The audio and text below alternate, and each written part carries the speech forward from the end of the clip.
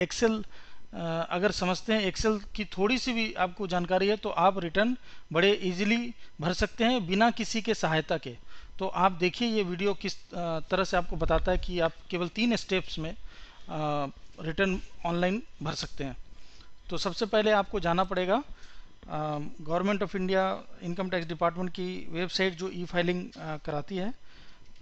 आप उसकी साइट पर जा सकते हैं www इनकम टैक्स इंडिया ई फाइलिंग .gov.in। ई फाइलिंग में स्पेलिंग गलत है, ई फाइलिंग .gov.in। इसको जब क्लिक करेंगे तो गवर्नमेंट ऑफ इंडिया की ये साइट आ गई। इस साइट में सबसे पहले जो करनी है, आपको कोई रजिस्टर और लॉगिन करने की अभी ज़रूरत नहीं है। अगर करके रखे हैं तो अच्छी बात है, लेकिन सबसे पहले करना ये ध्यान ये देने वाली बात है कि डाउनलोड्स के नीचे आप देखेंगे ये सारे डिफरेंट टाइप्स ऑफ रिटर्न्स हैं। तो आपको सबसे पहले ये तय करना है कि आपको रिटर्न कैसी भरनी है। इस वीडियो एग्जाम्पल के लिए मैंने एक ऐसे व्यक्ति की परिकल्पना की है जो सैलरीड पर्सन है और उसका एक घर है जो उसने लोन से बनाया है। घर वो और उसकी वाइफ दोनों का 50-50% शेयर है और ये सेल्फ ऑक्यूपाइड है। इसके साथ ही वो म्यूचुअल फंड में लगाते हैं, तो थोड़ी सी शॉर्ट टर्म कैपिटल गेन हुई है, थोड़ी सी लॉन्ग टर्म कैपिटल गेन हुई है। इसके अलावा उनके इनकम फ्रॉम अदर सोर्सेस हैं। तो ऐसे व्यक्तियों के लिए रिटर्न ITR 2 है। तो ITR 2 को आप क्लिक कीजिए। क्लिक करते ही ये डाउनलोड होना शुरू होगा और ये जिप फॉर्मेट में डाउनलोड होता है। तो नेचुरली इसको आप जब ये डाउनलोड हो जाएगा तो इसको आपको अनजिप करनी पड़ेगी। और अनजिप किसी भी अनजिप प्रोग्राम से कर सकते हैं, जैसे विनजिप, विनरार और 7zip। उसको आप डाउनलोड करके रखें और ये आपके अवेलेबल होगी आपके कंप्यूटर पे। तो जब ये अनजिप करेंगे तो एक्सेल सीट में ये रिटर्न जो मैंने पहले से करके रखी है ये आएगा। इसको आप डबल क्लिक कीजिए। डबल क्लिक करने से ये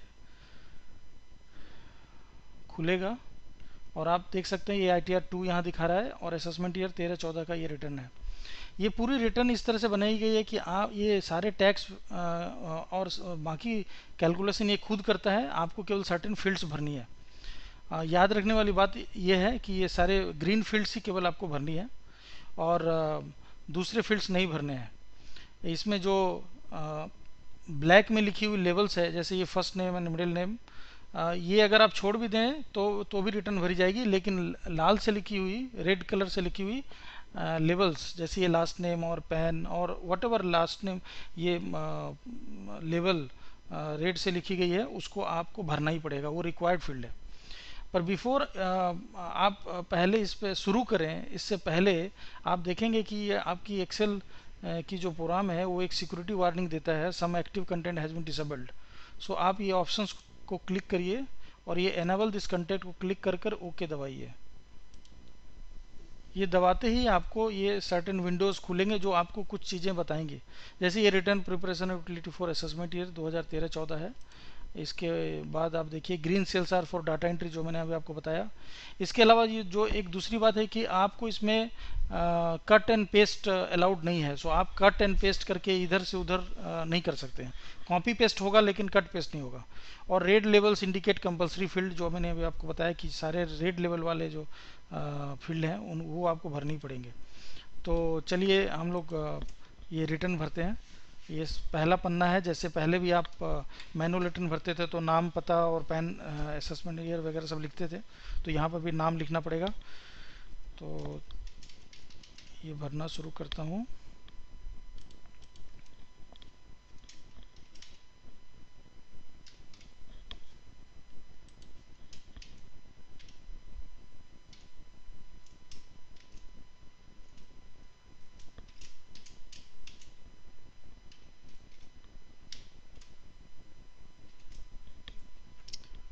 देन डोर नंबर,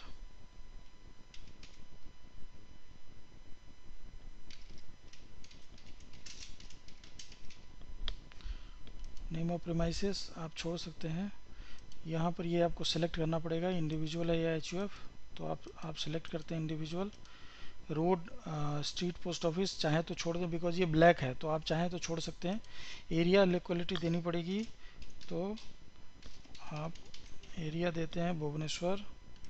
नाउ आपको डेट ऑफ बर्थ देनी पड़ेगी, जो डेट मंथ मंथ, और 4 ईयर के 4 वाले फॉर्मेट में देना पड़ेगा। ये गलती से ये 2 वाई लिखा है, लेकिन आप देखिए इसके नीचे 4 है, तो आप यहाँ पे दें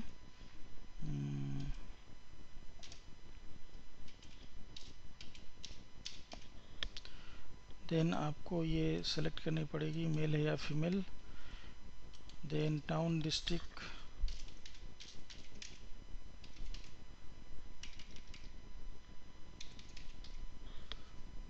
स्टेट, सेलेक्ट स्टेट, कंट्री खुद ही ले लिया, और आपको पिन कोड डालनी पड़ेगी।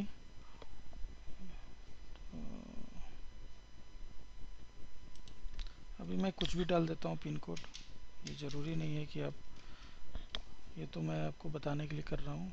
ये दिया जा रहा है hypothetical figures. Email address, pin code देखिए गलती भरी गई है तो रीट्राई करना होगा। ये एक हटा दिया। ईमेल एड्रेस, सो ईमेल एड्रेस गलत जगह भर रही है, ग्रीन में भरना है, ये याद रखिए। abc@xyz.com। देन मोबाइल नंबर डालनी पड़ेगी, तो मोबाइल नंबर डालते हैं।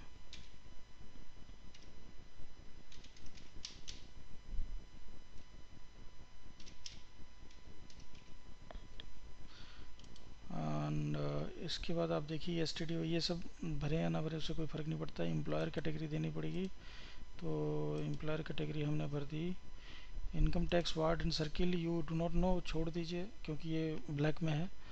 और रिटर्न फाइल्ड अंडर सेक्शन ये देनी ज़रूरी है बिकॉज ये देखिए लाल में है, तो चूँकि ये फाइलिंग डेट से पहले भरी जा रही है, सो ऑन और बिफोर ड्यू डेट भरा गया। Then are you govern by Portuguese civil code, ये भी आपको देनी पड़ेगी, तो पुर्तगीज से तो है नहीं इसलिए ये सेलेक्ट कीजिए नो। देन ओरिजिनल है या रिवाइज्ड, ये आपको भरनी पड़ेगी, तो ये सेलेक्ट करें ओरिजिनल। देन ये सारी फील्ड इससे रिलेटेड है, रिवाइज्ड है या ओरिजिनल, तो इसको आप छोड़ दीजिए। देन रेसिडेंशियल स्टेटस आपको भरनी पड़ेगी, रेसिडेंट। उसके बाद आप whether this return is being filed by representative SSC, no करिए। ये आपकी पहले जो जनरल फर्स्ट पन्ना होता है, फर्स्ट पेज, उसको आपने भरा है, इसको वैलिडेट कीजिए। Sheet is okay is showing, so आपने पहले पन्ना जिसमें बेसिक डिटेल होता है वो आपने भर दिया। अब हम लोग आप देखिए जाएंगे टोटल इनकम, और इसको अगर आप इस सीट को देखें तो ये पार्ट बी है और इसमें सारे वाइट्स हैं ऊपर में। ये वाइट फील्ड आपको भरनी ही नहीं है बिकॉज मैंने आपको बताया कि फील्ड जो ग्रीन से दिखाया गया है केवल उसी को भरना है। तो आप इसके नीचे में आए, सबसे पहला देखेंगे आप यहाँ पर सैलरी है, और यहाँ लिखा है 7 of schedule S, S means salary. Schedule S is given just below this form. सबसे नीचे देखिए ये शेड्यूल एस है, तो नेम ऑफ द एम्प्लॉयर आप देंगे, लेट अस से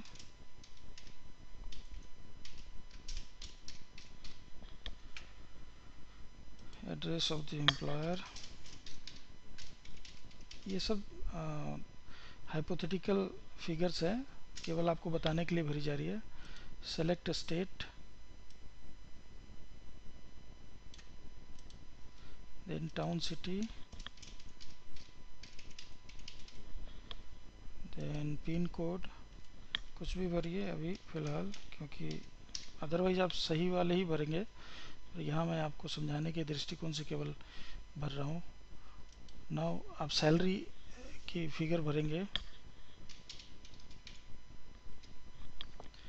देन कोई भी अलाउंस एग्जेम्प्ट जो है, जो सेक्शन 10 में एग्जेम्प्ट होता है, उसको आप अगर कोई भी है, आपको मान लीजिए ट्रांसपोर्ट अलाउंस आपको मिलता है, वो एग्जेम्प्ट कैटेगरी तक है, तो आप इसको भरेंगे। जैसे मैं यहाँ पर मान लीजिए भरता हूँ। देन ये देखिए ये कंप्यूट खुद ही कर लिया। और डिडक्शन अंडर सेक्शन 16, तो जिसको प्रोफेशनल टैक्स बोलते हैं, मान लीजिए ये प्रोफेशनल टैक्स हमने भरा, देखिए इन्होंने ये कर लिया। सो दिस पार्ट ये फिलअप हो गया। इसमें और भी ग्रीन कुछ फील्ड हैं जो बैंक डिटेल से रिलेटेड होते हैं। तो inter your bank account number, आप यहाँ पर बैंक अकाउंट नंबर डालेंगे से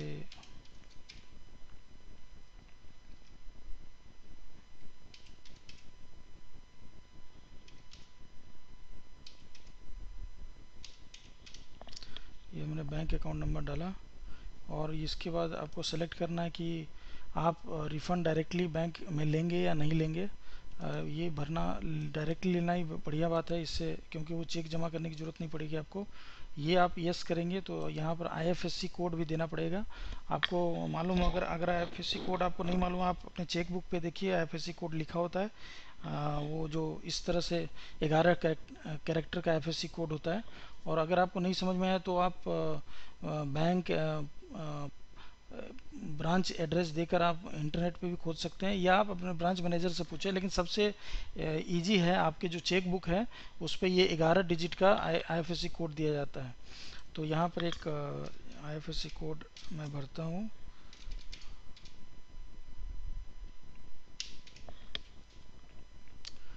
टाइप ऑफ अकाउंट सेलेक्ट करना पड़ेगा। ये गलती भरी गई थी तो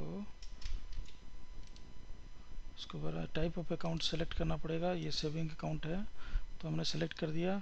नाउ एक डिक्लेरेशन और देनी पड़ेगी जो ये हाल के वर्षों में हुआ है कि फॉरेन में आपकी कोई बैंक अकाउंट या कोई एसेट है कि नहीं है। इस केस में मैं नो भरता हूँ क्योंकि नहीं है। अब ये जो सीट है, इस सीट में देखिए आपको अभी कुछ नहीं भरनी है, बिकॉज ये देखिए सैलरी में आपने नीचे भरा, ये यहाँ ले लिया।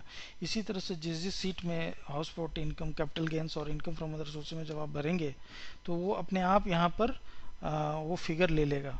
तो आपको आगे मैं बताऊंगा कैसे होता है। तो इसको आप अभी वैलिडेट करेंगे।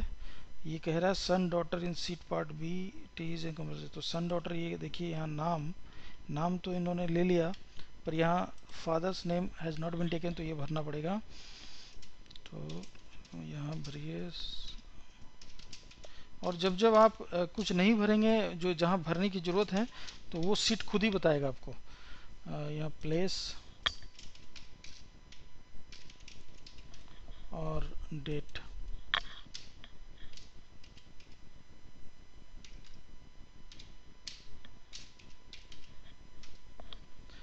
अब आप वैलिडेट करिए। देखिए सीट इज ओके आ रहा है। नाउ हम लोग जाएंगे हाउस प्रॉपर्टी की तरफ। ये हाउस प्रॉपर्टी वाली जो सीट है, इसमें आप देखेंगे फर्स्ट फील्ड ये है कि address of the property, and ये नोट भी लिखा हुआ है do not leave address blank. तो ये डिपार्टमेंट चाहता है कि आप रिटर्न में ये भरना ही पड़ेगी आपको एड्रेस। सो हमारी जो प्रॉपर्टी है, मान लीजिए ये एक हाइपोथेटिकल सिचुएशन है, ये हम लिखते हैं 1 भुवनेश्वर रोड, हमने भर दी टाउन भुवनेश्वर, एंड स्टेट को सेलेक्ट करिए उड़ीसा।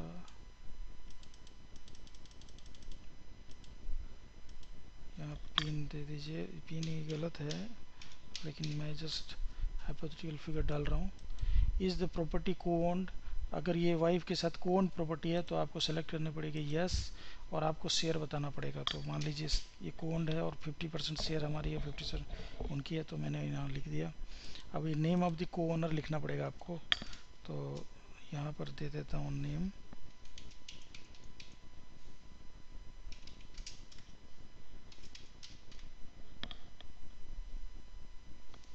पैन ऑफ द को ओनर।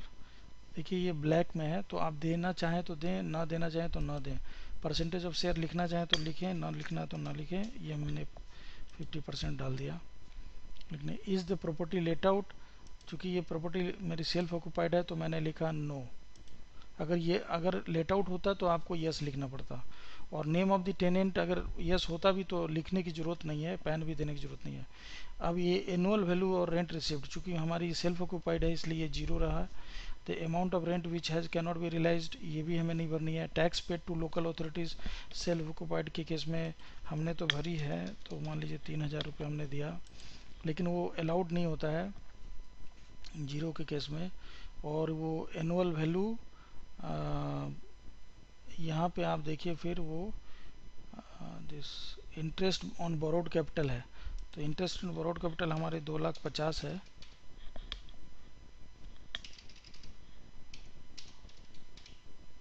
ये हमने लिख दी, लेकिन ये 2,50,000 यहाँ भर तो दिया है,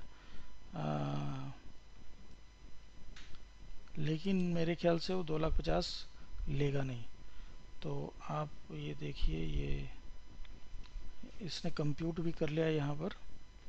अब अगर इसको वैलिडेट करते हैं तो ये देखिए कह रहा है, if not let out this then interest payable on borrowed capital should not exceed 1.5 lakh and net no, if not later over LAB 0 then cannot claim deduction local taxes। सो इसका मतलब ये है कि इसने देखिए खुद ही सुधार दिया आपको। अगर आप ज़्यादा भर भी दें, जैसे आपकी सेल्फ ऑक्यूपाइड है, तो वो म्यूनसिपल कॉर्पोरेशन की टैक्स भी आपको अलाउड नहीं होगी। Only thing which is allowed is interest on loan borrowed for the house. So अगर आपने ज़्यादा भर भी दिए तो वो सीट जो है वो रेक्टिफाई कर देगा, और ये जीरो यहाँ उसने कर दिया, हटा दिया, और यहाँ 1,50,000 सबसे ज़्यादा कर दिया। और वैलिडेट करने के बाद वो ओके भी बताया था, देखिए सीट इज़ ओके है। So we will go now to capital gains. In the short term capital gain, पहला तो ये नॉन रेसिडेंट के लिए, in case of non resident. The second one,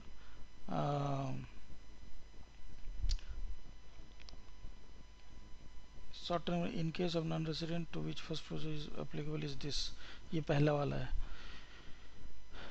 दूसरा वाला जो है from assets and in case of others, means ये नॉन रेसिडेंट के केस में आता है, जहाँ ये एप्लीकेबल है। फुल वैल्यू ऑफ कंसिडरेशन आपको डालनी पड़ेगी, से फुल वैल्यू ऑफ कंसिडरेशन हमारी 4 लाख है, और कॉस्ट ऑफ एक्विजिशन इसमें 3,80,000 था। ये हमारी यूनिट्स ऑफ म्यूचुअल फंड है। चूँकि STT पेड होता है वो, तो इसको इस जगह दिखाना पड़ेगा। और बैलेंस 20,000 रुपये इसने कैलकुलेट कर लिया, यहाँ पर वो ले गया।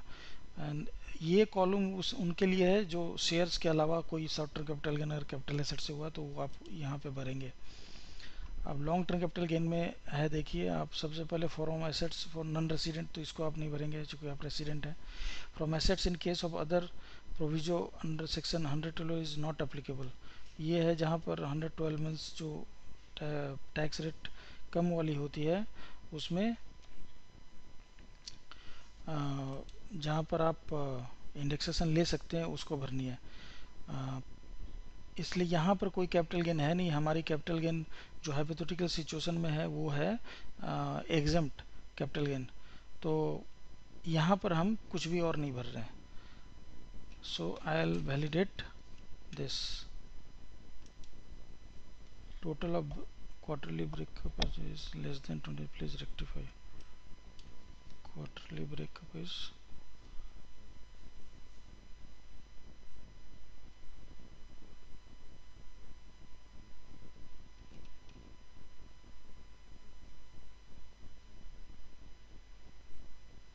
हाँ, आपको ये जो शॉर्ट टर्म कैपिटल गेन कब हुई ये आपको बतानी पड़ेगी कि किस क्वार्टर में हुआ था।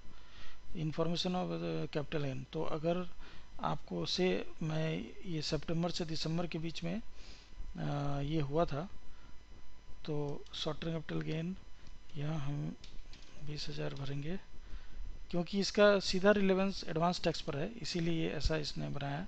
और अब आप वैलिडेट करते हैं तो देखिए सीट इज़ ओके। सो आपकी ये जो आपने फिलअप किया वो बिल्कुल करेक्ट है। नेक्स्ट आप आएंगे ये carry forward of current year loss. तो यहाँ बेसिकली आपको देखिए कुछ भी नहीं करना है, क्योंकि ये वाइट एंड येलो है, तो ग्रीन होने से ही कुछ करना था, तो आप यहाँ कुछ भी नहीं करेंगे। नेक्स्ट ये आप वैलिडेट करिए, ये सीटी जो क्या आ रहा है। Next carry forward of loss, यहाँ कैरी फॉरवर्ड ऑफ लॉस 0 है। यहाँ भी आपको ये अगर कोई अर्लियर ईयर्स की आपकी लॉस है तो आप इसको यहाँ पे दिखाएंगे।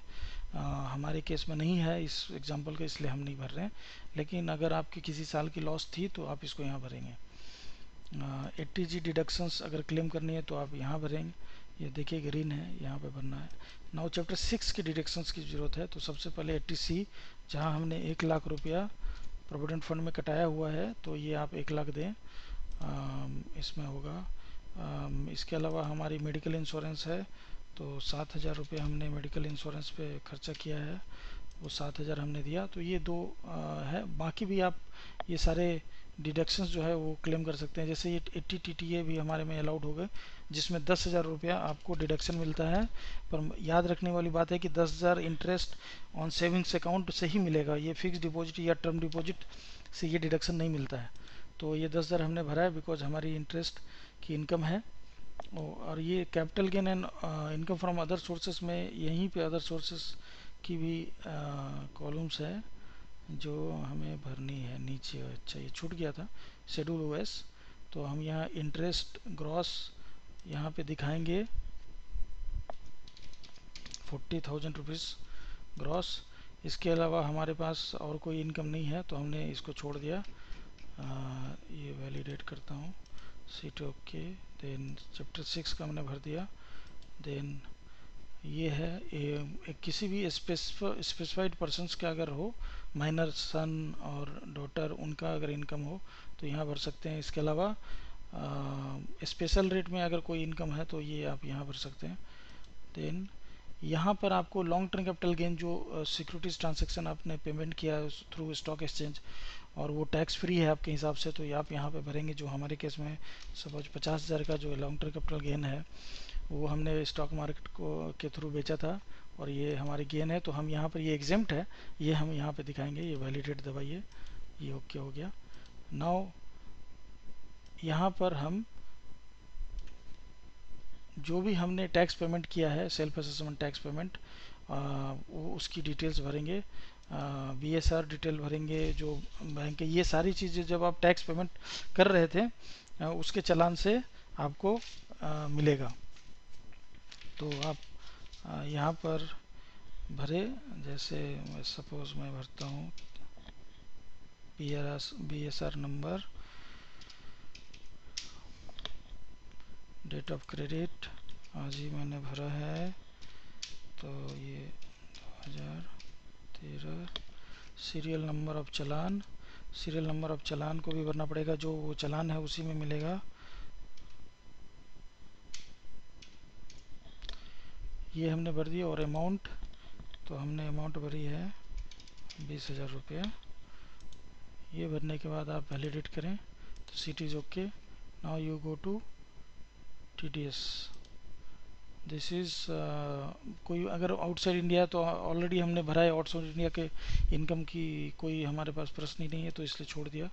और डबल टैक्सेशन रिलीफ भी अगर आप नॉन रेसिडेंट के केस में जनरली होता है तो ये यहाँ उनके केस में भरेंगे, लेकिन आपके केस में नहीं हो रहा है। और ये अब TDS वाली बात है, तो TDS आप यहाँ पे भरें। तो सबसे पहले आपको 10 ऑफ योर एम्प्लॉयर लिखना पड़ेगा। तो से आप लिखते हैं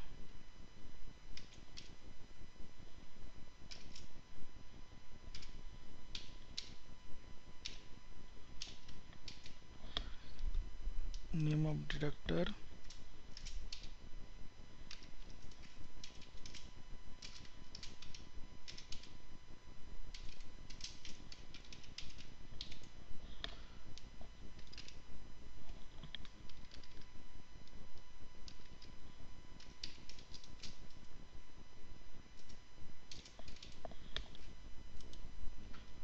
income chargeable under the salaries, तो 6 दिस, और टोटल टैक्स डिडक्टेड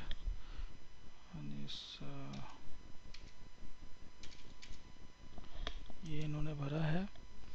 ये जब भर जाए, अगर आपको मोर देन 1 TDS है तो आप यहाँ पे भर सकते हैं। और TDS करने से पहले आप 26AS जरूर चेक करें कि वहाँ जितना दिखाया है उसी को यहाँ भरें, क्योंकि ये उसी से मैच होगी और डिपार्टमेंट भी वही आपको क्रेडिट देगा। इसको वैलिडेट कीजिए। ये sheet is okay.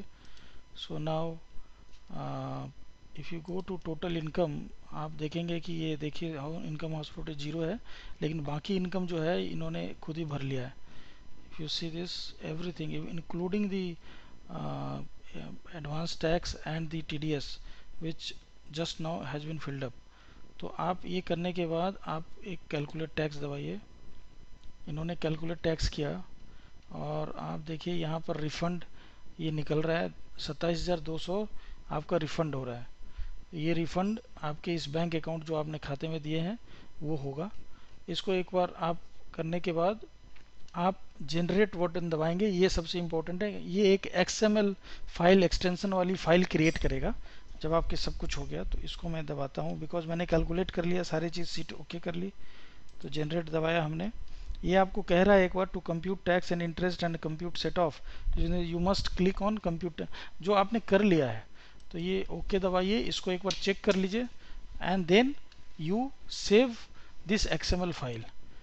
This XML file when it is saved, ये आपको बताता है ओके। एंड ये बता रहा है कि किस जगह पे सेव किया। ये जैसे आप देखिए यहाँ पे ये दिखा रहा है कि इस डेस्कटॉप पे इसने सेव किया है।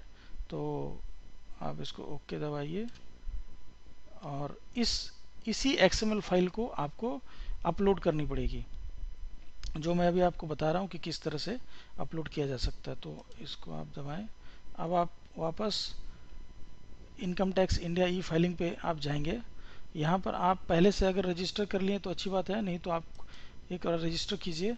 बहुत सिंपल सा रजिस्ट्रेशन फॉर्म होता है, और पैन से ही ये रजिस्टर्ड होता है, और पैन ही आपकी यूज़र आईडी बन जाती है। सो आप जब रजिस्टर योर सेल्फ करेंगे तो ये आपको एक फॉर्म दिखाएगा। मैं जस्ट दिखलाता हूँ किस तरह से फॉर्म आता है।